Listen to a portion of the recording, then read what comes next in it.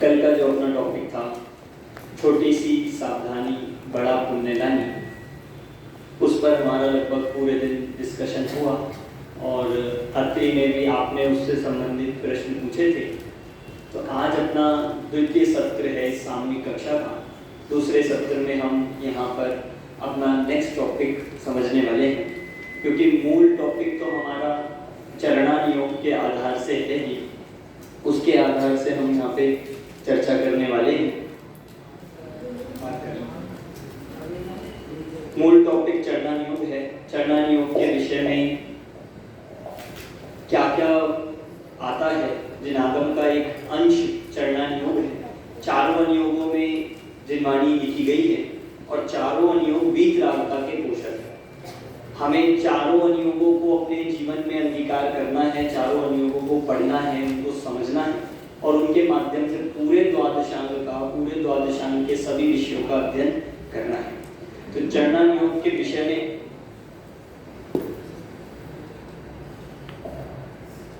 आगे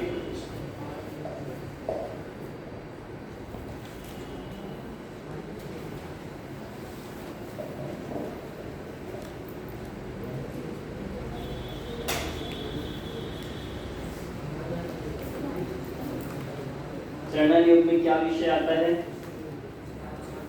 कि श्रावक और मुनिराज के आचरण का, नियमों का क्या क्या उनको पालन करने लायक है, क्या नहीं है, ये सारे विषय चरणान योग में।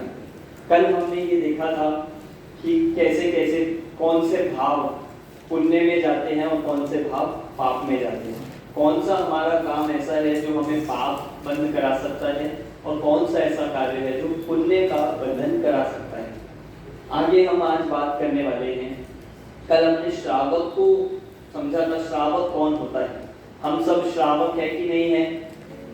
श्रावक है कि है, पर श्रावक के योग्य हमें आचरण, श्रावक के योग्य कार्य करेंगे तब हम सच्चे श्रावक कहलाएंगे।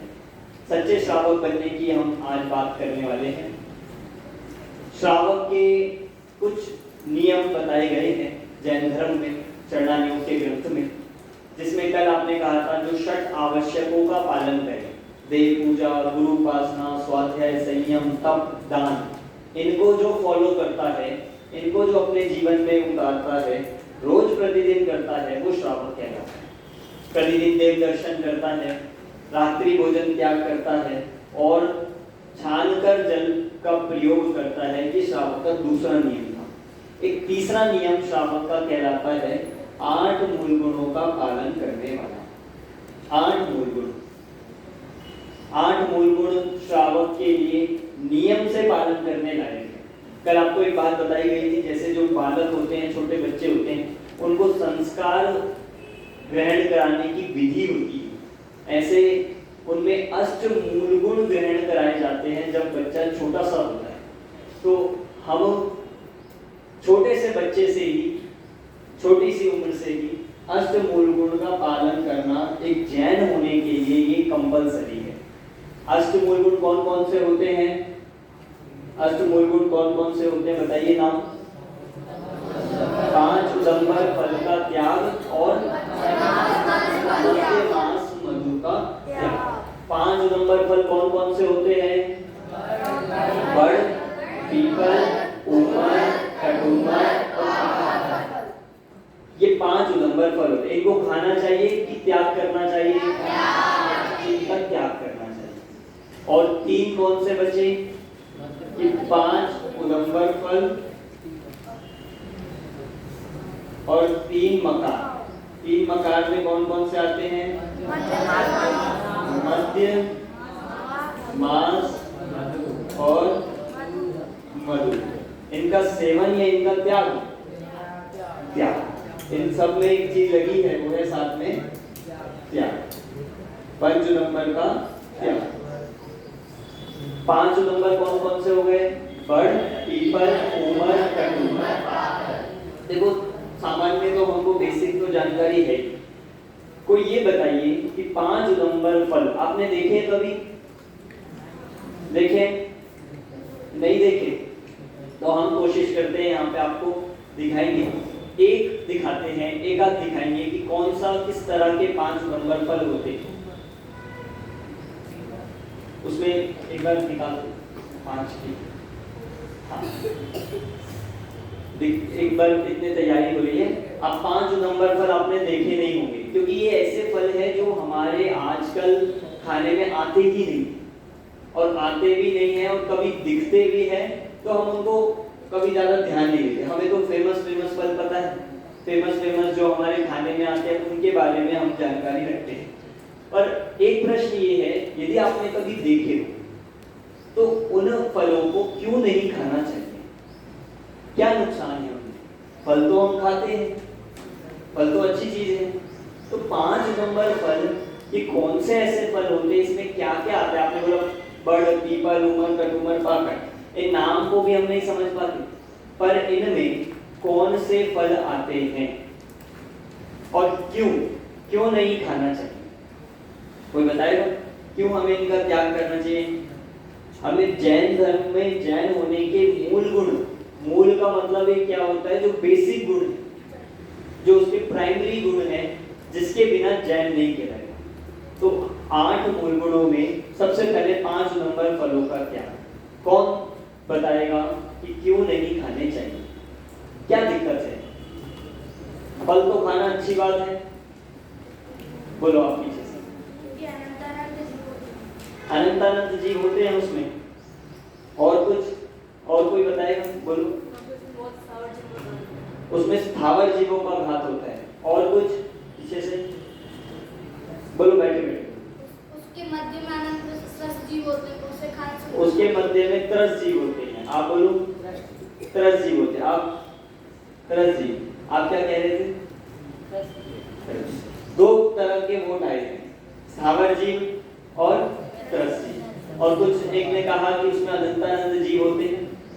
बड़े क्लास वाले सब 10th वाले तो जानते होंगे कि त्रस होते हैं कि स्थावर होते हैं। त्रस कितने होते हैं, स्थावर कितने होते हैं, जानते हैं कि नहीं? बताइए। 5 नंबर फल जैसे बड़ का फल है, उमर का फल है, कटुमर का फल है, पाकर का फल है, इन सब में क्यों इनको नहीं खाने लायक कहा है? क्योंकि इन फलों में, ध्यान से रखना ये पॉइंट बता रहा हूं, क्योंकि इन फलों में सूक्ष्म त्रस जीव पाए जाते हैं, और इनका सेवन करने से उन त्रस जीवों का घात होता है। 5 नंबर फल का सेवन करने से त्रस जीवों का घात होता है। त्रस जीव कौन सी इंद्रिय से लेकर कौन सी इंद्रिय तक होते हैं? देखो, एक इंद्रिय सब कहलाते हैं स्थावर, और 2 से लेके 5 तक कहलाते हैं त्रस। आप कितने इंद्रिय हो? कोई एक इंद्रिय तो नहीं है, कोई 2 इंद्रिय भी नहीं, सब कितने हैं? 5 इंद्रिय। तो हम कौन सी कैटेगरी में आ गए, स्थावर या त्रस? जितने भी हमको ऐसे चलते फिरते बड़े बड़े तिर्यंच कीड़े मकोड़े दिखते हैं, उनमें कुछ 2 इंद्रिय है, 3 इंद्रिय है, 4 इंद्रिय और कुछ 5 इंद्रिय होते हैं। तो त्रस जीव की हमें ये पहचान समझ में आनी चाहिए कि जो पृथ्वी का एक, जल का एक, अग्नि का एक, वायु का एक, वनस्पति का एक होते हैं, वो सब कहलाते हैं स्थावर, और उसके बाद जो जीव हैं वो कहलाते हैं त्रस। अब ये एक बार हम आपको बताते हैं, एक बार में हम यहाँ पे पालिताना है ना, आपके पास में है पालिताना क्षेत्र, सिद्ध क्षेत्र, तो वहीं पे आए थे दर्शन करने। तो अब वहां पर जब पहाड़ पर चढ़ रहे थे तो एक पेड़ हमने ऐसा देखा, और उस पेड़ पे कुछ अजीब तरह के ही फल थे।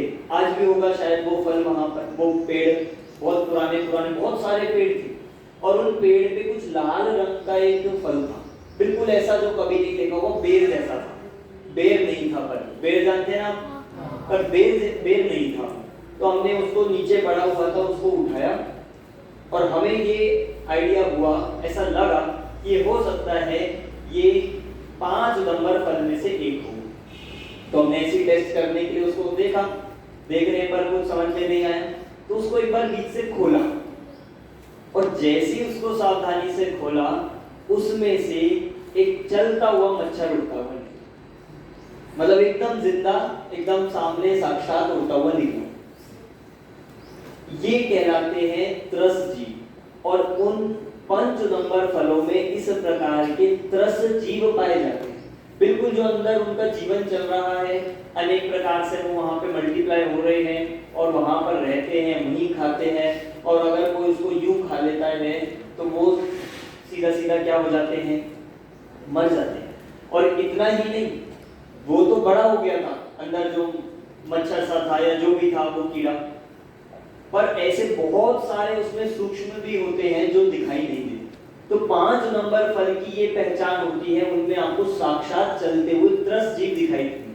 तो 5 नंबर फल इसीलिए नहीं खाने चाहिए क्योंकि इनमें त्रस जीवों का घात होता है। त्रस जीव समझ गया, उड़ने वाले, चलने वाले और रेंगने वाले, ये सारे जीव कौन से होते हैं, त्रस जीव। जैसे आपने देखो पहाड़ है, पहाड़ चलता है, उड़ता है, रेंगता है कि नहीं, इसीलिए वो कौन है, स्थावर।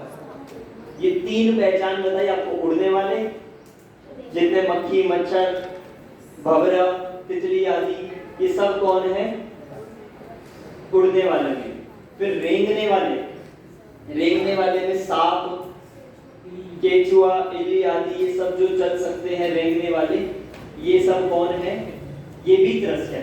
और चलने वाले जिनके पैर होते हैं, हाथ पैर, कभी किसी के 4 है, किसी के 8 है, ये सब भी हाथ पैर से चलने वाले, ये भी क्या कहलाते हैं, त्रस। आपको किसी जीव की पहचान करनी हो तो ये अनुमान लगा सकते हैं। तो इस तरह से 5 नंबर फलों का सेवन बिल्कुल भी नहीं करना चाहिए। एक देखिए यहाँ पर आप कर दिया है कनेक्ट, 5 नंबर फल कैसे दिखते हैं आपने नहीं देखे होंगे, पर यहाँ पर आपको दिखा रहे हैं, देखिए।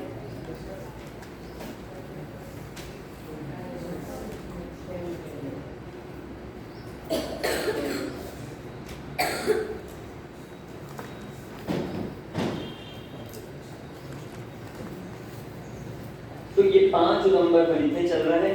5 नंबर फल के बाद क्या है, 3 मारा। तो 5 नंबर फल किस प्रकार दिखते हैं, देखिए। देखो थोड़ी सी लाइट्स, एक बार वो गेट बंद कर दो। हाँ, पीछे वाली ये लाइट बंद हो सकती है, कर दो बस। हाँ चलो, दिखेगा बस इतना काफी है। चलिए देखो, आपको दिख रहे हैं कितने तरह के हैं। देखो लाल कलर का बेर जैसा सबसे कोने वाला वही फल था और वह फल ही 5 नंबर फल में एक फल कहलाता है। और देखो हरा सा छोटा सा, और ये बड़ा उमर, ये बड़ा उमर जैसा है, इसे उमर कहते हैं। ऊपर कर दो इसको, हो सकता है ऊपर। देखो ये देखो, 900 species of tiny wasps are responsible for pollinating the 900 species of figs who spend their larval stage inside figs. Fig भी होता है, फिग एक नाम का आपने फ्रूट सुना होगा, अंजीर।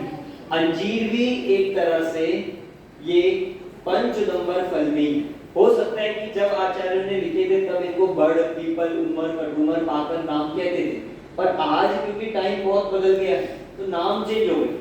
आपने पढ़ा होगा कि साइंटिफिक नाम भी होते हैं सब फ्रूट्स के, वेजिटेबल्स के, तो नाम बदल गए, पर फल इस तरह के होते हैं। तो देखो कितने तरह के स्पीशीज, कितने तरह के कीड़े उसमें अंदर अपने अंडे छोड़ते हैं और उनमें उनको उनके बच्चे उसी में जन्म लेते रहते हैं, उसी में मरण करते रहते हैं, और उनको अगर कोई सेवन करता है, उनको कोई खा देता है, तो सीधा सीधा वो सारे जीवों की हिंसा का दोष लगता है। अच्छा, वाईफाई स्लो आ रहा है।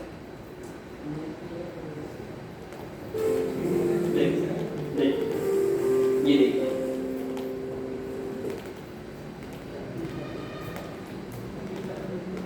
चलो पिक्चर आपने फिर भी देख ली। कुछ इस तरह के 5 आते हैं। वीडियो हम नहीं चला रहे क्योंकि वीडियो में शायद ज्यादा इंटरनेट लग रहा है। आप फोटो अगले हम अपनी देखेंगे। तो 5 नंबर पर ये बस आपको थोड़ा सा इंट्रोडक्शन जानना होना चाहिए कि क्यों नहीं खाते। बिल्कुल कभी भी किसी भी रूप में हमें इनका सेवन नहीं करना चाहिए। एक फोटो और अभी चल रही थी, एक वीडियो भी अभी हमने देखी कि जो फिग्स है उनको बहुत से लोग नॉन वेजिटेरियन भी कहने लगे। कल बताया था ना आपको। देखो ऐसे, देखो इन फलों में हजारों कीड़े निकलते हैं और इनका सेवन 10 घात अभक्ष्य में आता है। 10 घात। अब ये 5 अभक्ष्यों को जब पढ़ेंगे तो उसमें सबसे पहला नाम 5 नंबर फलों का। तो देखो कभी कदाचित हमें कोई ऐसे फल दिखते हैं, आजकल दिखता है ना कि बहुत इंपोर्टेड फ्रूट्स हैं, नए फ्रूट्स हैं, पर ऐसे फ्रूट्स को हमें बिना जानकारी के नहीं खाना। 22 प्रकार के अभक्ष्यों में एक अभक्ष्य का नाम आता है अजान फल। सुना आपने? 22 प्रकार के अभक्ष्यों में एक अजान फल होता है। अजान फल मतलब क्या होता है? अननोन। हमको नहीं पता कि कहां से आया है, कैसे बना है, भक्ष्य है अभक्ष्य है, और हमने क्या देखा कि गए किसी शादी में, पार्टी में, और फटाफट से एक इंपोर्टेड फ्रूट देखा और खा गए। पता चला कि वो खाने योग्य नहीं था। ऐसे अजान फल को भी बिना जानकारी के, जिसमें आपको नहीं पता है कि खाने योग्य है या नहीं खाने योग्य है, ऐसे फल को, ऐसी वस्तुओं को अभक्ष्य कहा गया। आजकल आती है ना बहुत सारी ऐसी चीजें जिनके बारे में कुछ नहीं पता होता। नई नई डिश आ रही है, नई नई चीजें कहीं से बनकर आती है और हम उसको खाते रहते हैं। इसलिए ऐसी चीजों को अभक्ष्य समझते हैं।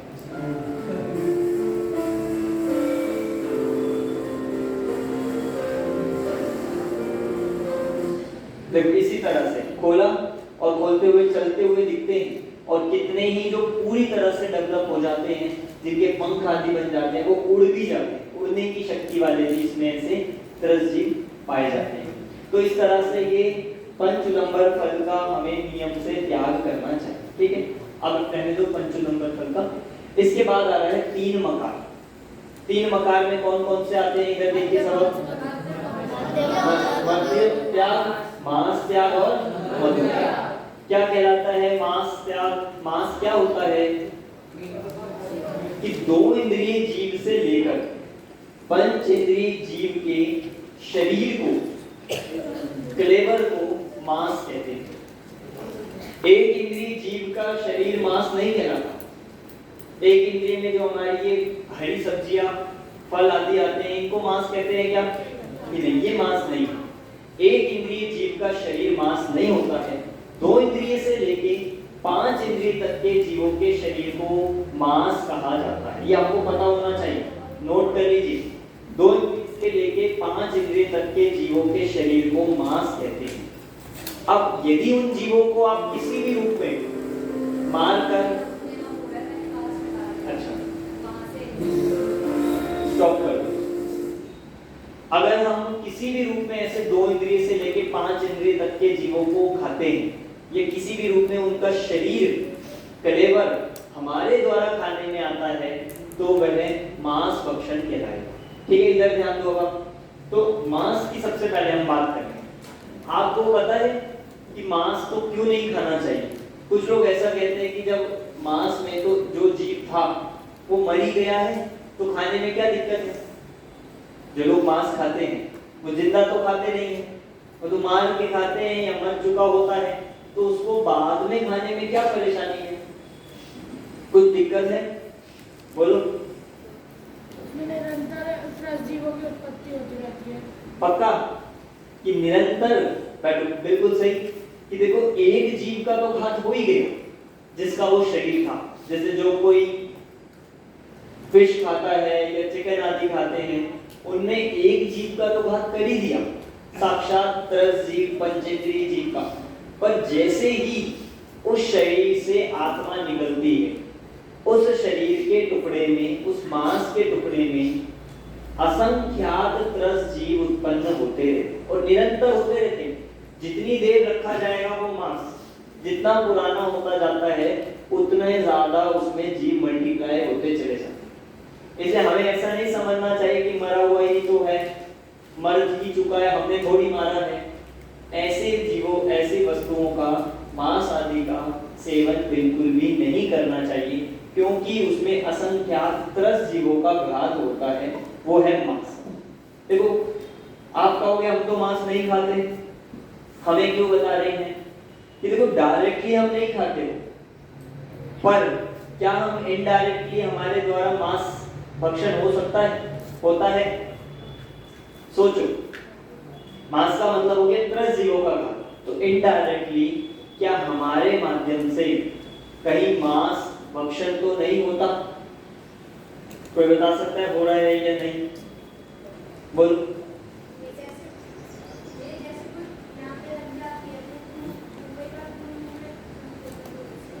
ये भी है, बिल्कुल सही। और नाखून चबाते हैं और उंगलियों की अपनी स्किन खाते हैं,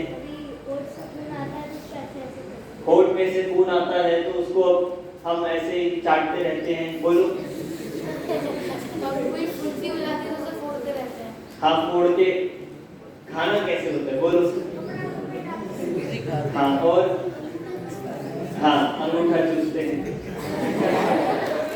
देखो, बोलो, बाजार की चीजों में मिला, बिल्कुल सही। और सड़े हुए फल के अंदर, बिल्कुल सही। देखो, ये कुछ बातें आपको पता है, बहुत अच्छी बात है, ध्यान से सुने इधर, बातें नहीं। इनडायरेक्टली हमारे द्वारा, डायरेक्ट तो हम नहीं खाते, क्योंकि मांस तो स्वयं में ही इतना घृणास्पद होता है, उसे देखकर ही ग्लानि आती है, कौन खाएगा? पर आज ऐसा हो रहा है, आज के टाइम पर, क्योंकि डायरेक्टली कोई नहीं खा रहा, तो डायरेक्टली बहुत सारे लोग नहीं खाएंगे, इसीलिए जो मार्केटिंग करने वाले लोग हैं, जो आज नए नए बाजार के पदार्थ बनाने वाले लोग हैं, तो बाजारू पदार्थों में, बाजार की वस्तुओं में इनडायरेक्टली बहुत सारी चीजों में मांस का डाला जाता है। आपको पता है, कभी न्यूज आई थी, तिरुपति बालाजी मंदिर, नाम सुना आपने? साउथ में बहुत बड़ा मंदिर, तो वहां पे क्या होता है, डेली प्रसाद बढ़ता है, डेली वहां पे प्रसाद बढ़ता है, बहुत टन में लड्डू बनते। तो अभी एक रिपोर्ट आई, बहुत सालों से उस पर रिसर्च चल रही थी, उसमें ये पता चला कि वहां पर जो लड्डू बनाए जाते हैं देसी घी के, और रिसर्च की गई कि वो घी कहां से आता है, वो घी कैसे बनता है। तो ये मालूम पड़ा जब उसकी पूरी इन्वेस्टिगेशन करी कि जो वो घी है वो देसी घी बिल्कुल नकली घी है, और नकली भी सिर्फ नकली नहीं है, उसमें ये प्रूफ हो गया है कि उस घी को बनाने, क्योंकि ना तो इतनी गाय है पूरे देश में, ना इतना दूध है, उसका भी 10% घी बन पाता है, तो लोग दूध भी पूरा पी रहे हैं, घी भी इतना बन रहा है, हजारों हजारों किलो लड्डू डेली बन रहे हैं, तो कहां से आता है इतना? तो वहां बताया कि सुअर की एक ऑयल होता है, जो पिग होता है ना, उसकी स्किन में से एक ऐसा ऑयल निकलता है जो बिल्कुल घी जैसा होता है, और कलर भी उसका ऐसा येलोइश होता है कि बिल्कुल अगर उसको घी में मिला दिया जाए, बिल्कुल आप देखोगे, आप पूरी YouTube पर उसकी वीडियो भी है, न्यूज में भी उसकी बहुत बात आई कि जिसमें अगर डालडा तेल डालो और वो सुअर की स्किन के पीसेस उसमें साक्षात डालते हुए दिखाए, और उसको जैसे बॉईल किया और वो उसको जैसे छानते, वो बिल्कुल ऐसा सॉफ्ट और चिकना चिकना घी निकलता है, उस घी से मंदिर का प्रसाद बनता है। अब आप सोचो, हम तो देसी घी समझकर खाए जा रहे हैं, अब ऐसे इनडायरेक्टली एक नहीं, हजारों वस्तुएं ऐसी है जो हमारे द्वारा खाने में आ रही है। और आप देखो, आजकल चीजें इतनी महंगी हो रही है, इतनी महंगी है कि अगर आप प्योर लेने जाओगे तो एक तो मिलना दुर्लभ है, बहुत कम है, और महंगी भी इतनी है। और आपको बाजार में देखोगे इतनी सस्ती चीजें मिल रही, मिठाइयाँ और बाकी पैकेट्स और अनेक अनेक चीजें, तो कैसे बनती है वो इतनी सस्ती? क्या वो प्योर लगाते होंगे? कहाँ से लाएंगे इतना? भाई ऐसी ऐसी चीजें दिखते हैं हम कि मिल्क प्रोडक्ट की इतने इतने दूध की चीजें बना देते हैं, इतना दूध कहाँ से आता होगा? इतनी आप सिटीज में जाओगे तो वहां तो गाय भैंस भी नहीं होती, यहाँ तो आपको इतनी दिख भी जाती है। बहुत जगहें ऐसी है जैसे हम दिल्ली में देखते हैं तो बहुत कम है, और लोग बढ़ते जा रहे हैं, लोग हर रोज इतनी चीजें खा रहे हैं, कहाँ से आता है? तो सारी चीजें नकली बनाई जाती है, और उन बाजार की नकली पदार्थों को ऐसी कवरिंग कर दी जाती है, ऐसा प्रेजेंट किया जाता है कि हमें लगता ही नहीं है कि हम इनडायरेक्टली मांस भक्षण कर रहे हैं। अब सोच लो, अभी मैं आपको बहुत सारी वीडियो यहाँ पे दिखा सकता हूँ, पर अभी अपने पास समय कम है। जेम्स, जो जेम्स होती है ना, उनमें जो फूड कलर यूज किया जाता है, जो कलर उसमें डाले जाते हैं, उन कलर्स को भी अब डायरेक्टली तो हमें वो उसमें ग्रीन सिंबल लगा है तो लगता है वो तो ग्रीन सिंबल का मतलब वेजिटेरियन और रेड सिंबल का मतलब नॉन वेजिटेरियन, पर जैन धर्म इतने मात्र को वेजिटेरियन नहीं कहता। उसके पीछे आप देखो इंग्रेडिएंट्स में कितनी सारी चीजों में ऐसे ई नंबर वाले प्रोडक्ट यूज किए जाते हैं, और एक एक ई नंबर का प्रोडक्ट किस तरह से बनता है आप उसको सर्च कर सकते हैं। उसमें कोई जानवरों के मतलब एनिमल एक्सट्रैक्ट से, एनिमल ऑयल से, जानवरों की स्किन से, क्योंकि उसको वो कहते हैं ये वेजिटेरियन है। क्यों? क्योंकि हम डायरेक्टली मांस नहीं डालते, ऐसा वो क्लेम करते हैं, और इसी कारण से वो अपनी चीजें बेचते रहते हैं। अब आप सोचो ना, 5 रुपए की चीज, 10 रुपए की टॉफी, 5 रुपए की चीज में कैसे इतनी चीजें वो डाल देंगे? दिखाते हैं कि उसमें बटर भी है, क्रीम भी है, ये भी है, वो हम बनाने चलेंगे तो कितना मुश्किल होगा बनाना, वो कैसे बना देते हैं? तो क्योंकि वे सिर्फ केमिकल और मांस वस्तुओं को, मांस भक्षण आदि को यूज करते हैं। क्योंकि आप देखो प्योर चीज मिलना मुश्किल है, पर आजकल वेरिएंट्स कितने सारे होते जा रहे हैं, बढ़ते जा सकते हैं, उनको मल्टीप्लाई कराते जाते हैं, उनको फार्मिंग करते हैं और उनको मारने के लिए यूज करते हैं कि उनसे उनका खून अलग यूज कर लिया, स्किन अलग यूज कर ली, ऑयल अलग यूज कर लिया उनकी स्किन से, बिल्कुल सारी चीजें, बोन्स होती है, हड्डियां, उसका अलग पाउडर बना देते हैं, एक एक चीज उसकी यूज करके हजारों लाखों प्रोडक्ट बनाते। अब आप सोचो, हम यदि बाजार की वस्तुएं खा रहे हैं तो कहीं हमारे द्वारा इनडायरेक्टली मांस भक्षण तो नहीं हो, समझना। जेली आती है, क्रीम की जो बिस्किट्स आते हैं, और ऐसी चीजें जिनमें स्पष्ट रूप से है, आप देख सकते हो और आपको यहाँ भी दिखा सकते हैं, बिल्कुल YouTube पर भी आज तो इतना ओपन कर दिया है कि जिसको देखना है वो देखे, पर हमें ये सावधानी पूर्वक देखना चाहिए, समझना चाहिए, खुद भी बचना चाहिए और दूसरों को भी रोकना चाहिए। और आप सुनो, जितनी भी आज बड़ी बड़ी बीमारियां हो रही, उन सबका कारण भी कहीं ना कहीं ये बाजार के वस्तुएं ही है। आप सोचो कोरोना आया था, तो कोरोना कैसे हुआ था? कैसे हुआ? आज तक वो खोज ही नहीं हो पाई कि चमगादड़ से हुआ, कि सुअर से हुआ, पता नहीं किससे हुआ, कुछ पता ही नहीं चलता। पर अगर उसको मूल रूप में देखें तो वो जो अनेक प्रकार से कोई ऐसा इन्फेक्शन, कोई ऐसी बीमारी हमारे खान पान के माध्यम से हमारी बॉडी में जो इन्फेक्ट कर जाती है, वो इतनी फैलती चली गई कि हजारों लाखों जीवों को हो सके। आपने तो कभी चमगादड़ देखा भी नहीं होगा, उस टाइम पे कह रहा हूँ कि आपके बिल्कुल पास आया, कितने लोगों को हुआ था कोरोना? हुआ था कि नहीं? लोगों को हुआ था, तो मिले थे क्या चमगादड़ से? नहीं थे। अब ऐसे फैलता चला गया। पर आप सोचो कि जब उसकी बातें, जब उसके बारे में भी खोज की गई, तो उसमें एक रिपोर्ट ये भी आई थी कि चाइना से जो लोग इस तरह की गंदी गंदी चीजें खाते थे, एनिमल्स खाते थे और चलते फिरते ऐसे फिश आदि खाते थे, उनके माध्यम से सबसे पहला केस वहीं से आया।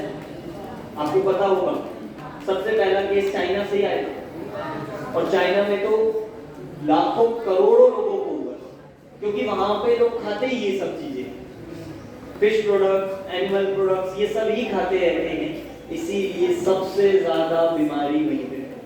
अगर हमें स्वस्थ रहना है, अगर हमें कैंसर, डायबिटीज और बड़ी बड़ी बीमारियों से भी अपने आप को बचाना है तो हमें मांस भक्षण या बाजारू पदार्थ का सेवन नहीं करना चाहिए। ठीक है, नेक्स्ट चलते हैं। इसके बाद है मधु। सबसे पहले मधु की हम आपको एक यहाँ पे वीडियो भी दिखाएंगे, ऑन कर दो इसको। मधु, मधु मतलब क्या होता है? बातें नहीं हुई, छे इधर नींद आ रही नहीं है, लिख रहे हो? अच्छा, मधु का मतलब क्या होता है? शहद कौन कौन खाता है? हाथ खड़े करो, कोई बात नहीं, कोई पनिशमेंट नहीं मिली, बस कौन कौन खाता है? आप हो गया नहीं, बहुत अच्छी बात है। मधु का सेवन श्रावक को नियम पूर्वक त्याग कर देना चाहिए, बिल्कुल नहीं करें। आप करते हो? नहीं। आप कहोगे हम शहद नहीं खाते, पर मैं कुछ ऐसी चीजें बता सकता हूं जिसके माध्यम से आप शहद खाते हो। देखो, सबसे पहले सबसे ज्यादा आज शहद का प्रयोग कहाँ होता है? वो होता है दवाइयों में। जितने भी इस तरह के लिक्विड सिरप्स आते हैं, जितनी भी ऐसी दवाइयाँ आती हैं, ऐसे कुछ च्यवनप्राश आते हैं, ऐसे कुछ लिक्विड दवाई आती है, उनमें कफ सिरप आते हैं, उनको मीठा बनाने के लिए, बातें नहीं, उनको मीठा बनाने के लिए, उनको और डाइल्यूट करने के लिए शहद का प्रयोग किया जाता है। तो आप बताओ, हम शहद तो नहीं खाते, पर कितने लोग ऐसे अपनी दवाई में या अपने ऐसे खाने की वस्तुओं में देखते हैं कि इसमें कहीं शहद तो नहीं। आप तो साफ साफ लिखा होता है हनी, और उस शहद में भी आप अगर देख लोगे ना कैसे बनता है तो आप खा नहीं पाओगे। कितनी दवाइयों में, कितनी कैंडीज में, जैसे विक्स की गोली कही या और भी ऐसी कैंडीज होती है, टॉफीज होती है, उनमें हनी का प्रयोग होता है और उसमें साक्षात त्रस्त जीवों का घात होता है। देखो, यहाँ पर आपको दिखा रहे हैं शहद के अंदर की एक ड्रॉप, ध्यान से देखना। बनता कैसे ये भी मैं बताऊंगा, पहले आप देख लो अंदर होता है नहीं होता।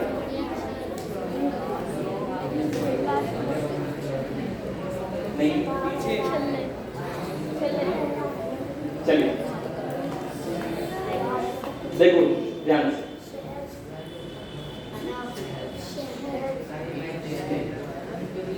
साउंड नहीं है, सिर्फ देखना। देखो, एक ड्रॉप ली है, बिल्कुल ऐसा चिपचिपा सा होता है शहद, और देखो माइक्रोस्कोप के नीचे एक ड्रॉप है।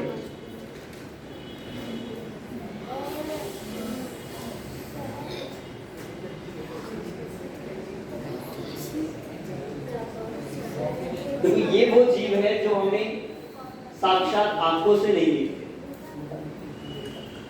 देखो, उसमें से एक उठाए, फिर उसको रखो, एक बूंद में से भी एक छोटा सा कण रखा और उसमें ये साक्षात त्रस्त जीव चलते हुए देखो। देखो, ये चल रहे हैं ना, ये होते हैं त्रस्त जीव। अब आप सोचो, इन जीवों को हम जीव ही नहीं समझते, हो गया? हाँ, तो देखो, ये जो त्रस्त जीव है, बातें नहीं, ये जो त्रस्त जीव है, ये हमारे और आपके जैसे ही आत्मा है, क्योंकि पूर्व भव में, ध्यान से सुनो, पूर्व भव में इन जीवों ने किसी को जीव नहीं समझा। इन्होंने अपने खाने में, पीने में, अपनी रसना इंद्रिय के कारण से कुछ जीव ही नहीं समझा था। तो आज ये ऐसी अवस्था में पहुंच गए जहां इनको कोई जीव नहीं समझता। और हम अगर आज ऐसा करेंगे, हम अगर ऐसी वस्तुओं का सेवन करेंगे, तो हम भी कहां पहुंच जाएंगे? कि इन्हीं के समान पहुंच जाएंगे। अब आपको पता है शहद बनता कैसे? कितनी जगह मैंने यहाँ पर देखा, बड़े बड़े मधुमक्खियों के छत्ते होते हैं। मधुमक्खियां क्या करती है? फूलों पर बैठती है और वहां से फूलों का रस अपने मुंह में भरकर लाती है और मुंह में भरकर कहाँ पे छोड़ती है, एक उनका छत्ता बना लेती है, उसमें रखती जाती है। उनके पास कोई पॉलिथीन होती होगी, कोई बैग होता होगा या कोई बोतल होती होगी, कहाँ लेकर आएंगी, मुंह में। और मुंह में लाके वो क्या कर देती है, मानो वहां पर उल्टी। ये हाँ, उसको उल्टी तो कहते हैं कि मुंह में भर के कोई चीज निकाल दे, उसको क्या कहेंगे। तो शहद जो बना है वो क्या है, मधुमक्खियों का वमन है, मधुमक्खियों की उल्टी। अब वो जितना समय तक वहां पे रखा रहता है, आप देखो बहुत पुराने पुराने मधुमक्खियों के छत्ते होते हैं।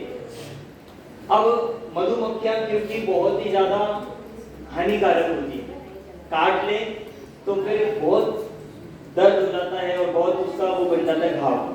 तो उनको निकालना कैसे होता है कि लोग क्या करते हैं, जो इतने सारे हनी फार्म्स होते हैं उनमें मधुमक्खियों को वो खुद लगवाते हैं छत्ते, और फिर क्या करते हैं, उसमें जो छत्ता जैसे लगा होता है उसके नीचे बहुत बड़ी आग लगाते हैं। और आग लगाने से बहुत तेज वहां पे धुआं होता है, और उस धुएं के कारण से सारी मधुमक्खियां धुएं की वो सहन ना करने पाने से वहां से भाग जाती है। कुछ जो होती है जो बड़ी हो गई है वो तो भाग जाती है, पर उस मधुमक्खी के छत्ते में उनके हजारों लाखों अंडे भी होते हैं। वो कैसे भागेंगे, वो भी उन्हीं के समान तरस जीव है, वो नहीं भाग पाते और कितनी मक्खियां उसी में मर जाती हैं और वहीं पे रहती। अब क्या करते हैं वो, आप देखना, मैंने देखा है पूरा वीडियो कि वो एक जैसे पूरी किट पहन लेते हैं शरीर में कि जिससे उनको तो कुछ ना हो। पूरी किट पहनकर जो प्लास्टिक की होती है, और उस किट से बिल्कुल ग्लव्स है, आंखों में चश्मा पहन लिया, बिल्कुल एकदम बिल्कुल प्रूफ हो गए। अब उससे वो उस छत्ते को हाथों से उतारते हैं और बड़ी बड़ी मशीनों में उसको क्रश करते हैं। छोटा होता है तो हाथ से यूं निचोड़ देते हैं। अब उसको ऐसे निचोड़ने में क्या होगा, जितने अंडे होते हैं, जितने उसमें मधुमक्खियां होती हैं, जो नहीं भाग पाए, जो उसमें ही चिपके रह गए, उनका क्या होता है, सबका कचूमर बन जाता है। और उनको निचोड़ने का नाम वो है शहद, वो बनता है शहद साक्षात, जिसमें तीव्र कषाय का परिणाम जिसमें निकालने में, बनाने में और जिसका सेवन करने में होता हो, ऐसा वो मधु हमको सेवन करना चाहिए क्या। अब आज तो हम इतने पढ़े लिखे हैं, पढ़ सकते हैं, तो जिस भी वस्तु में हमें डाउट हो या लगता हो, ऐसी चीजों का इंग्रेडिएंट हमें जरूर पढ़ना चाहिए कि कहीं उसमें शहद तो नहीं, हनी तो नहीं, क्योंकि हनी को एक कई तरह से बीमारी ठीक करने वाला भी माना है, पर ऐसा नहीं है कि उसके ऑल्टरनेटिव नहीं है। आप दूसरी चीजें और उसके ऑल्टरनेटिव में भी यूज करो तो बहुत सारी सामग्री है। आप ऐसा नहीं है कि उसका सेवन किए बिना ठीक ही नहीं होंगे। कल आपने कहानी पढ़ी थी ना कि रात्रि भोजन, कहानी सुनी थी कि रात्रि भोजन करने का और मांस खाने का, तो मांस खाने के लिए कह दिया था उसको डॉक्टर ने, तो क्या किया था उसने, बील ने क्या किया था। एक और सुनी होगी आपने, कौवे का मांस छोड़ने की प्रतिज्ञा दी थी, तो उसको भी ऐसी बीमारी हो गई थी कि कह दिया था कि अगर जब तक तुम नहीं खाओगे कौवे का मांस तब तक ठीक नहीं होगे। तो चाहे डॉक्टर कहे, चाहे कोई कहे, पर हम ये जैन होने के नाते ये संकल्प लें कि हम मधु का सेवन कदाचित भी नहीं करें। समझ में आ गया आपको। अब तीसरा है मद्य। मद्य क्या होता है, मद्य क्या होता है, शराब आदि नशाकारक वस्तुएं, इनको कहते हैं मद्य। मद्य शराब जो है कैसे बनती है, कैसे बनती है शराब, फलों को, अंगूर आदि को सड़ाकर। आपको पता है ये जितने फल वाले होते हैं, जितने फल वाले होते हैं, आप दिन भर उनसे फल खरीद लेते हो और कितने सारे उनके ठेले पर खराब रह जाते हैं, उनका क्या होता है, तो क्या करते हैं, उनको कोई चिंता नहीं होती कि इन फलों का क्या हो। अंगूर है या ऐसे रस वाले पदार्थ होते हैं जो दब जाते हैं, खराब हो जाते हैं, सड़ जाते हैं, ऐसी वस्तुओं को भी कुछ लोग ऐसे होते हैं जो उनसे खरीदते हैं। और उनसे खरीदते हैं, क्यों खरीदते हैं, उनका काम होता है उन्हीं सड़े हुए फलों से, दबे हुए फलों से शराब आदि नशीली वस्तुएं बनाते हैं। और उनको क्या करते हैं, ऐसे फलों को जमीन में गाड़ देते हैं, या ऐसे स्टोरेज होते हैं जब बहुत ज्यादा हीट आए, हीट दी जाए और जो बाहर के इससे सब वातावरण से रहित हो, ऐसी जगहों पे उनको बहुत लंबे लंबे समय तक स्टोर कर देते हैं। स्टोर क्यों करते हैं कि जिससे और ज्यादा जीव उत्पत्ति, और ज्यादा जिसमें जीव उत्पत्ति होती चली जाती है, उतनी ज्यादा उसमें मादकता, नशा उत्पन्न होता रहता है। आपने सुना होगा, जितनी ज्यादा पुरानी शराब होती है उतना ज्यादा उसमें नशा होता है और उतनी ज्यादा वो कॉस्टली होती है। तो ऐसा होने से उसमें असंख्यात त्रस्त जीवों का घात होता है। आप कहोगे नहीं, हम तो नहीं पीते, हम तो नहीं पीते, पर फिर आप सोचो, इनडायरेक्टली किन्हीं चीजों में ऐसा हमारे द्वारा बातें नहीं, मद्य सेवन, नशीली वस्तुओं का सेवन तो नहीं होता। देखो सिर्फ शराब ही मद्य में आता है ऐसा नहीं, जितनी भी अन्य सुपारी, तंबाकू, जितने ड्रग्स, ये जो नशीली वस्तुएं हैं, अफीम, भांग आदि जो ऐसी चीजें हैं, ये सब नशा कारक अभक्ष्य में आते हैं और ये सब असंख्यात त्रस्त जीवों के घात से उत्पन्न है। इनडायरेक्टली कहां पर आ सकती है ये सेवन में हमारे, बातें नहीं, इनडायरेक्टली कहां पर आती है? आप देखो आजकल कुछ तो ऐसी मेडिसिन होती है जिसमें अल्कोहल डलता है, स्पष्ट रूप से लिखा होता है और आदमी पीता रहता है और पीता रहता है और झूमता रहता है। इसका काम ही क्या है? शराब का काम क्या है? जिसको होश ही ना हो, जीवों का तो घात होता ही है, पर नशा करने से, नशा होने से, नशीली होने के कारण से व्यक्ति को कुछ भी सुध बुध नहीं रहती। क्या बोलता है कुछ पता नहीं, कहीं पे भी गिरा जाएगा, सड़क पर लेट जाएगा, पड़ जाएगा, कुछ नहीं पता होता। ऐसी जो निंदे वस्तु है, नाली तक में गिर जाते हैं। ऐसे निंदे वस्तु का क्या सेवन जैन को करना चाहिए? क्या जो इस वस्तु का सेवन करे वो जैन कहलाने लायक है क्या? इन 8 चीजों का तो हमको आजीवन नियम लेना चाहिए। कैसा नियम लेना चाहिए? और आजीवन लेने वाले नियम को क्या कहते हैं? क्या कहते हैं? तो ये जो है मद्य, मांस, मधु, इनका त्याग और 5 उदंबर फलों का त्याग हमको नियम से करना है। और देखो ये कुछ ऐसे मूल गुण थे जो उस समय पे तो चलते थे और आज भी इनकी उपयोगिता है। पर अगर हम आज के कुछ अष्टमूल गुणों की बात करें, आज अगर हम अष्टमूल गुणों में देखो ये शराब के संबंध में आज की ही न्यूज है, कल न्यूज़पेपर में आई कि जो कुछ ऐसे युवा, कुछ ऐसे बहुत सारे केसेस हम देखते हैं, 6 फ्रेंड्स थे और ऐसे लोग थे जो पार्टी करके रात में शराब आदि का सेवन करके निकले और गाड़ी से बहुत तेजी से जा रहे थे। BMW जो कल आप नाम ले रहे थे, 180 की स्पीड से जा रहे थे, पर चलाने वाले, बैठने वाले सब कैसे थे? नशे में। और नशे के कारण से क्या हुआ? एक ट्रक से भिड़ जाने के कारण से पूरी की पूरी गाड़ी, और गाड़ी भी कौन सी थी उनकी? एक BMW थी और एक फॉर्च्यूनर, अभी मैंने पढ़ा। तो ऐसा करने से पूरी गाड़ी देखो कैसी हो गई है, बिल्कुल उसका अंश भी नहीं बचा। गाड़ी ऐसी हो गई तो उन इंसानों का क्या हुआ होगा? तो देखा 6 के 6 जो थे सारे के सारे मरे। आपने एक पीछे केस भी सुना होगा, एक पुणे का भी केस आया था, बहुत तेज गाड़ी चलाकर कौन सी गाड़ी ले जा रहा था? पोर्श गाड़ी। और ऐसी गाड़ी थी जो कुछ सेकंड में ही 200 की स्पीड पकड़ लेती। पर दिक्कत क्या थी?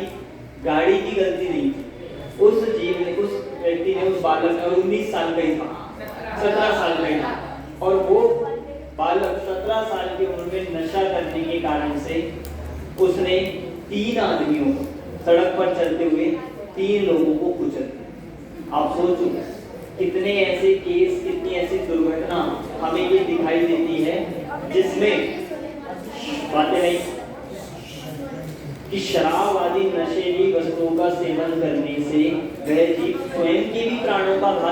है और अन्य है। आप देखो, ऐसे नशा करने वाले जीवों को कोई अच्छा नहीं मानता। अभी आपके आसपास बैठ कोई आ जाए कोई नशा करने वाला, बोलो उसके साथ बैठना पसंद करोगे? कोई नहीं बैठे। उसके पास बैठना, उसके साथ मित्रता करना, उसके साथ घूमना फिरना कोई नहीं चाहता। इसीलिए लोक निंदे होने के साथ साथ ये वस्तु महान हिंसाकारक है, इसलिए उनका सेवन नहीं करना चाहिए। करना चाहिए कि नहीं? समझ में आ गया? मध्य में क्या क्या चीजें आ जाएगी आप सोचो। इनडायरेक्टली जो मैं बता रहा था आपको, कुछ ऐसी ड्रिंक्स ऐसी आने लगी एनर्जी ड्रिंक के नाम पर या सॉफ्ट ड्रिंक्स के नाम पर। एनर्जी ड्रिंक ऐसी ड्रिंक के नाम पर जो आपको सब पता है, बोलना नहीं, बस ऐसे कुछ आने लगी जो लगता तो है आपको ठीक है, पर वो ड्रिंक्स है। ड्रिंक्स के संबंध में भी हम सारी, क्योंकि आप देखो वो पानी से तो बनती नहीं। आप उनके इंग्रेडिएंट्स पढ़ोगे ना, वाटर कंटेंट तो 0 होता है, तो फिर हम क्या पी रहे हैं? कि पानी भी नहीं है और उसमें कोई रियल फ्रूट्स भी नहीं डालने वाले। तो ज्यादातर पदार्थों में या तो अल्कोहल होता है या केमिकल ऐसे वस्तुएं डाली जाती है। और सोचो, कोका कोला जैसी जो बिल्कुल फेमस ब्रांड है, सबसे पुरानी और सबसे बड़ी ब्रांड है और सबसे ज्यादा पसंद भी जो सबको आती है कि नहीं? अब देखो, एक रिसर्च हुई है और ये रिपोर्ट पूरी जगह पर प्रस्तुत हो चुकी है कि वह कोका कोला, आप उसको आपके घर में अगर टॉयलेट क्लीनर ना हो तो आप उस कोका कोला को यूज कर सकते हैं। और ऐसा भी कहा कि टॉयलेट क्लीनर कम काम करेगा पर कोका कोला अच्छे से चमका देगा। समझ गए? आपको मैंने इशारा किया है तो सुनो, आप करके भी देख सकते हो। आप जब घर जाओगे नेक्स्ट टाइम तो आप ये प्रैक्टिकल करके देखो, और बिल्कुल किया हुआ और टेस्टेड प्रैक्टिकल है। आप देखोगे और पूरी रिपोर्ट ये प्रस्तुत की गई है कि वो उसमें ऐसे केमिकल डाले जाते हैं, वो इतने स्ट्रॉन्ग होते हैं कि सारे उसमें होने वाली जो गंदगी है वो उससे धुल जाती है। अब आप सोचो, जब ऐसी ड्रिंक हमारे पेट में जाती होगी तो क्या होगा? पेट साफ हो जाएगा। पेट साफ नहीं होता क्योंकि वो इतना स्ट्रॉन्ग एसिड होता है, क्योंकि जितने भी टॉयलेट क्लीनर्स होते हैं उनमें एसिड ही डाला जाता है। इतना स्ट्रॉन्ग होता है कि जिसके कारण से हमारी इंटेस्टाइन्स, हमारी जो आंतें हैं वो गल जाती है। बहुत एक रिपोर्ट, एक न्यूज ऐसी आई थी कि एक बच्चा ऐसा था जो डेली सुबह शाम, उसका नियम था कि डेली सुबह शाम वो कोका कोला पीता। इतनी आदत लगी कि उसकी जो इंटेस्टाइन्स थी वो गल गई, क्योंकि इनमें इतना स्ट्रॉन्ग एसिड होता है जिसके कारण से शरीर के सारे ऑर्गन डैमेज हो जाते हैं। पता भी नहीं चलता कौन सा कैंसर डेवलप हो गया, पता भी नहीं चलता कौन सी बीमारी अंदर उत्पन्न हो जाती है। ऐसी चीजों का सेवन हमें बिल्कुल भी नहीं करना चाहिए। इसलिए ये जो नियम कहे 8 महीनों, ये आजीवन होने चाहिए। देखो, जो मैंने आपको ये बताया था ना कि मांस जो हम बाजार की वस्तुएं सेवन करते हैं, जितने पैक्ड प्रोडक्ट्स होते हैं, उनमें साक्षात त्रसजीव आपको दिख सकते। पीछे एक आपने सुना होगा न्यूज कि जो फ्रूटी आती है ना, फ्रूटी टेट्रा पैक, उनमें कुछ आपने कभी उसको खोला नहीं होगा। हम तो क्या करते हैं, पाइप लगाया और खींच गए। पर कुछ लोगों ने ऐसे सोचा कि चलो एक बार इसे खोल के देखते हैं, और जब उन्होंने खोल के देखा उसमें क्या निकला होगा आप सोच सकते हैं। और एक नहीं, ऐसे कई सारे लोगों के साथ हो।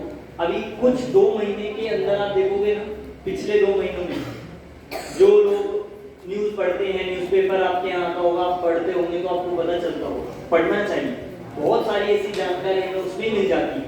जरूरी नहीं है कि सब सोशल मीडिया से पता चले। आप न्यूज पढ़ोगे सब उसमें आता है। पिछले 2 महीनों में इतने सारे फूड की न्यूज आई है कि जिन फूड के ऐसे पदार्थों के सेवन में पता चला कि एक जूस वाला था और वो जूस में क्या मिला रहा था, यूरिन मिला रहा था। बिल्कुल न्यूज आई। कुछ ऐसी चीजें चीजें मिली कि गोलगप्पे खाते हैं ना, बहुत पसंद है पानी पूरी, तो पानी पूरी के पानी में खट्टा लाने के लिए ऐसी चीजें आती और उसको साक्षात लोगों ने पकड़ा।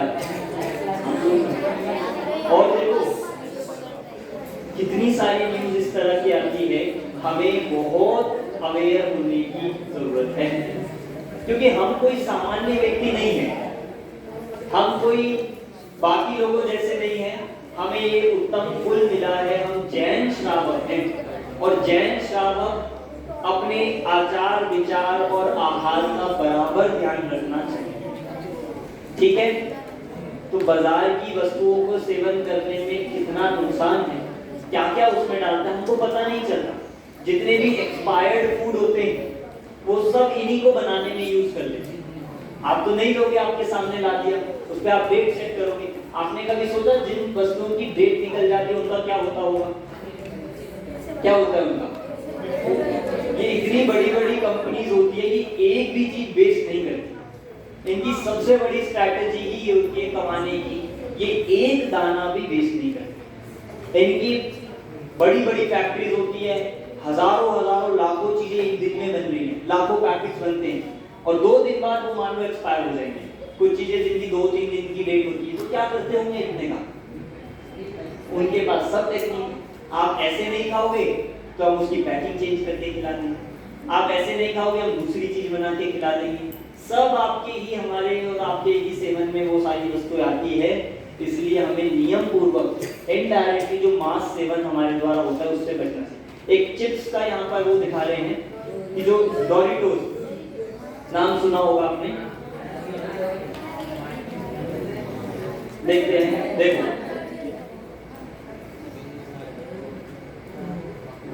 डोरिटोस जो बाहर से बिल्कुल आंखों से नहीं दिखने वाले जीव, ईयरबड उस पे रब करी और उसको ऐसे उसमें रखा। देख ये वही तरस जीव जो 2 इंद्रिय आदि सब हमने पिछले में देखे थे।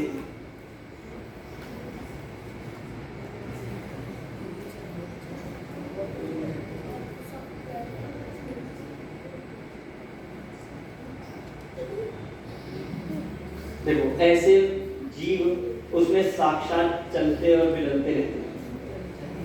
देखो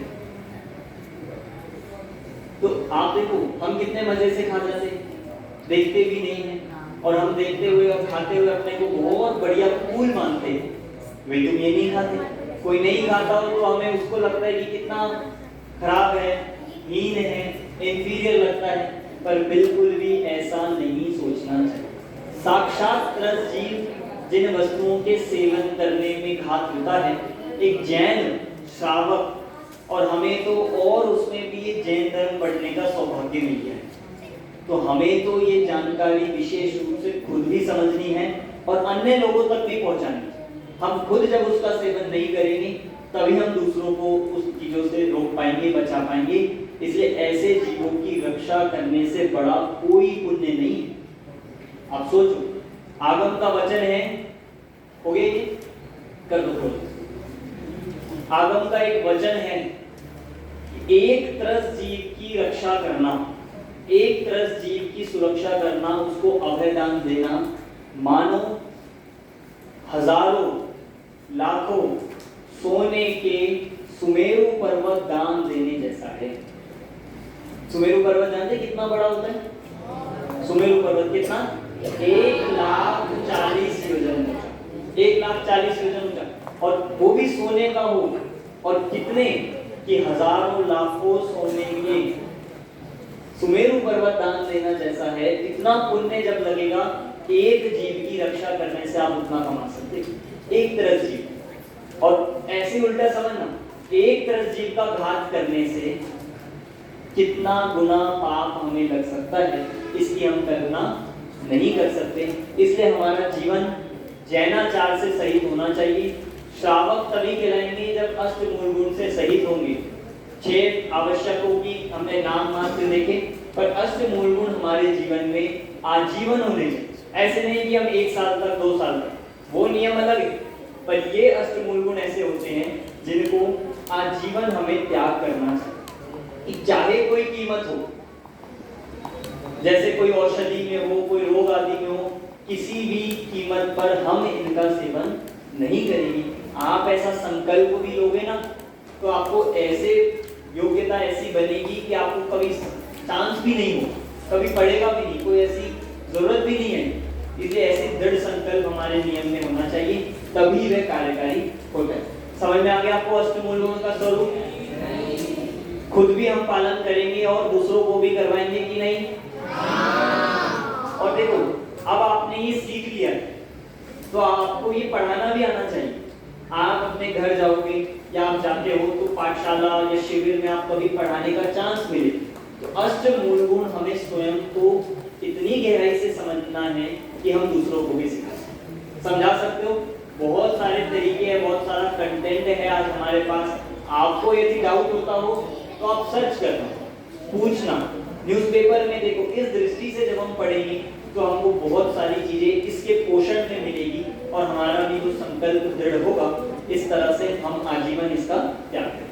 कोई प्रश्न है, कोई डाउट इसमें से मध्य मास मधु के संबंध में? कोई शंका? बोलो। जब एक इंद्रिय के शरीर में मांस नहीं होता तो बिना स्नान पानी से बहुत अच्छे। इन्होंने कहा है जब एक इंद्रिय के शरीर को मांस नहीं कहते, ये बताया ना, 2 इंद्रिय से लेके 5 इंद्रिय तक के शरीर मांस कहलाते हैं।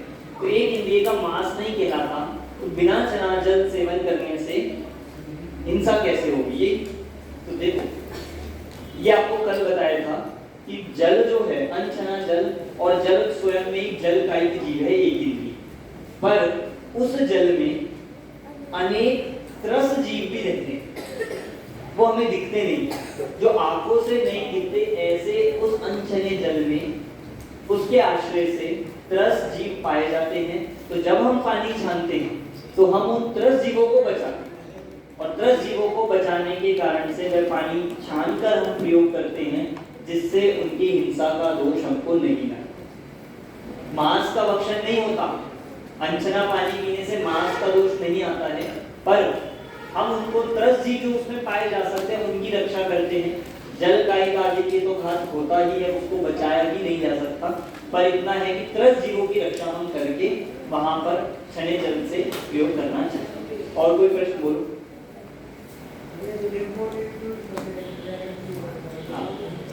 बैठो।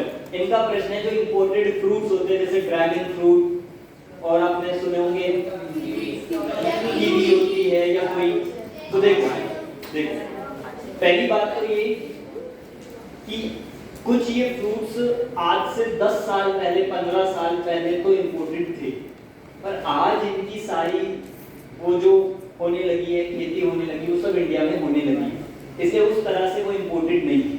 दूसरी बात, अगर वो इंपोर्टेड हो या ना हो, यदि वो किसी भी रूप में कंदमूल है या किसी प्रकार से त्रस जीव सहित है, तो वो हमारे लिए सेवन करने योग्य नहीं। जो आपने पूछा, जो ड्रैगन फ्रूट आदि है, वो कंदमूल आदि अनंत स्थावर, अनंत त्रस स्थावर जीव वाले तो नहीं है, पर फिर भी एक इंद्रिय में वनस्पति में, वे प्रत्येक वनस्पति में आता है, और वो भी सप्रतिष्ठित प्रत्येक आता है। जब आप बड़े लेवल पे पढ़ोगे जीव समास आदि के भेद में, तब आप जानोगे। बस इतना है कि उसमें एक इंद्रिय जीव का भाग तो होता ही है। पहचान कैसे होगी? तो हमें उसमें जो प्रत्येक वनस्पति में 2 भेद होते हैं, सप्रतिष्ठित और अप्रतिष्ठित। उनकी पहचान के कुछ चिन्ह आगम में बताए गए हैं कि जो रेशे सहित हो, बहुत बीज वाला हो, बहुत बड़े आकार का हो, इत्यादि लक्षणों से उनकी पहचान होती है। तो इसीलिए क्योंकि उसमें बहुत सारे बीज होते हैं, आपने देखा होगा ड्रैगन फ्रूट में छोटे छोटे से, या कीवी में, तो वो बहुबीजा आदि की कैटेगरी में लेकर वो सप्रतिष्ठित प्रत्येक वनस्पति है। मतलब उसमें आलू जैसा दोष नहीं है, पर फिर भी वो सप्रतिष्ठित प्रत्येक वनस्पति कहलाती है। और कोई प्रश्न बोलो। लास्ट प्रश्न है अपना ही, फिर आप शाम को पूछिएगा। नारियल पानी में भी जीव। बैठो। इनका प्रश्न है, नारियल पानी भक्ष्य है या भक्ष्य? नारियल पानी जो होता है वह पूरी तरह से भक्ष्य है, पूरी तरह से वह सेवन करने लायक है, उसमें कोई दिक्कत नहीं है। बस इतना है कि क्योंकि हरी वस्तु है, हरित काय है तो हरित काय में एक जीव का घात तो होता ही है। भाई आप लौकी खा रहे हो, वो भी एक जीव का शरीर है। आप और अन्य टमाटर ये सब चीजें अन्य खाते हो, टिंडा खाते हो, जो भी चीजें हरी फल जितने भी सेब है, उन सब में एक जीव तो है ही। इसी तरह से नारियल पानी का भी समझना चाहिए, पर वह भक्ष्य है पूर्ण रूप से, तो उसमें कोई जीव नहीं है। बोलो। और ये दही जैसे कुछ मिल्क प्रोडक्ट्स होते हैं उनको फर्मेंट करने के कुछ अभक्ष्य चीजें यूज की जाती है, तो अभक्ष्य कहलाएगा क्या? बिल्कुल, इन्होंने कहा जैसे डेयरी प्रोडक्ट्स होते हैं और उनको फर्मेंट करने के लिए जितनी भी आप ऐसी चीजें देखोगे ना बहुत सॉफ्ट है, उनको फुलाया जाता है। जैसे केक्स होते हैं, ब्रेड होते हैं, और ऐसे बन्स होते हैं, बर्गर होते हैं, पाव होते हैं।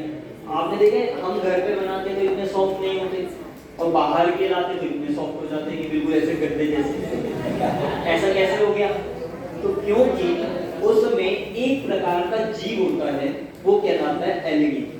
आपने सुना एलगी साइंस में?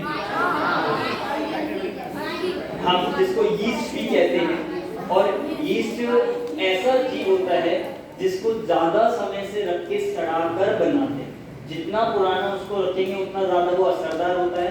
तो उन वस्तुओं में एक ड्रॉप को डालने से वो वस्तु इतनी सॉफ्ट हो जाती है, पर वो ऐसे बहुत सारे त्रस्त जीवों को मारकर बनाते। तो आप देखो जितनी जितनी सॉफ्ट वाली बेकरी चीजें आती है ना, वो फर्मेंटेशन से होती है, पुरानी करने पर होती है। बाजार की चीजें जितने बाजार के केक्स और बाकी चीजें आती है डेयरी के, वो सारे बन्स वगैरह, वो सब ऐसे ही पुराने उस यीस्ट का यूज करके बना। आप देखना ब्रेड देखा आपने, ब्रेड को खाते आप लोग खाना नहीं चाहिए बिल्कुल भी।